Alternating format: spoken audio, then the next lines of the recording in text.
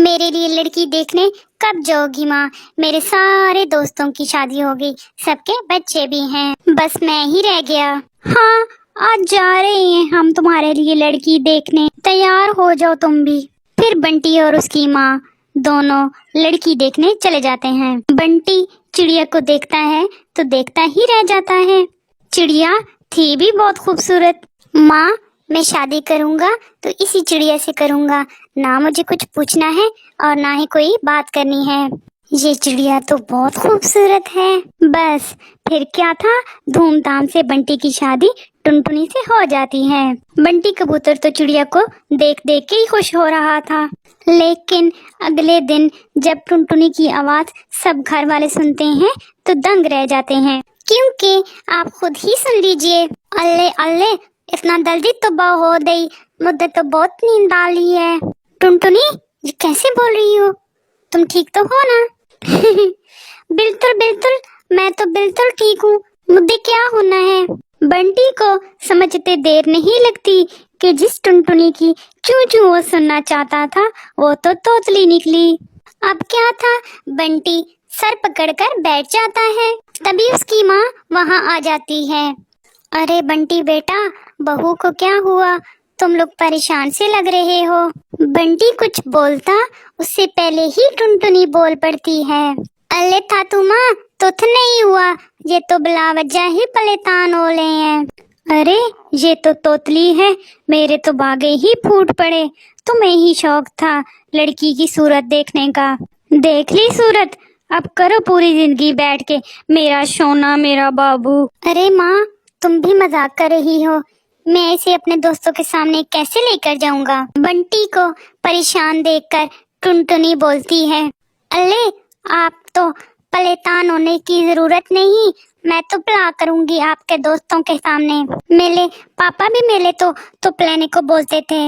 بنٹی اور اس کی ماں کو ٹنٹنی کا یہ آئیڈیا اچھا لگتا ہے۔ اگلے دن بنٹی اور ٹنٹنی بنٹی کے دوست کے گھر جاتے ہیں۔ بنٹی ٹنٹنی کو سمجھا کے لاتا ہے کہ وہاں پہ جا کے چپ رہے، اس لیے ٹنٹنی کچھ نہیں بولتی۔ بنٹی کے دوست کی بیوی اس سے نام پوچھتی ہے، بنٹی بول پڑتا ہے، ٹنٹنی، ٹنٹنی نام ہے بھابھی اس کا۔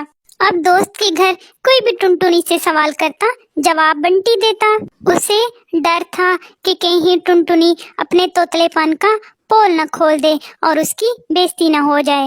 ارے بنٹی بھیا کیا بات ہے، جب سے آپ کی بیوی آئی ہے اس نے تو کچھ بھی نہیں بولا، کہیں گونگی تو نہیں ہے؟ ارے نہیں نہیں بھابھی، ٹنٹنی نام ہے اس کا، بھلا ٹنٹنی بھی گونگی ہو سکتی ہے؟